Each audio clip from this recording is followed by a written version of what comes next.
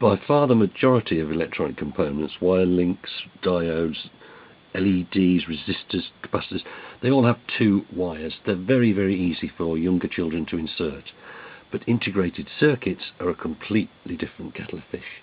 Here's one of the smaller ones with just 8 leads, or legs, call them legs, pins, leads, whatever.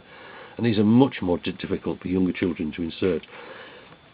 When you've got a class full of 16, it's a nightmare if things go wrong. So I used to present them with a breadboard with the chip already inserted, and I used to say, whatever you do, don't take the chip out. We'd do some work, we'd go through and build a circuit up. Let me just clear those out of the way.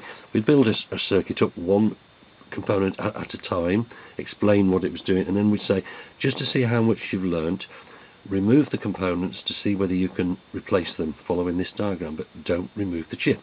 But of course there's always one who doesn't pay attention, and they'll take everything out, including the chip, and then their friend says, you shouldn't have taken the chip out, and they try to put it back in before they get caught.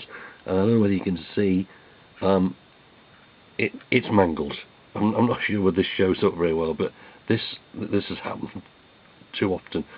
But if we're going to make this work at home, we've got to find a way around this.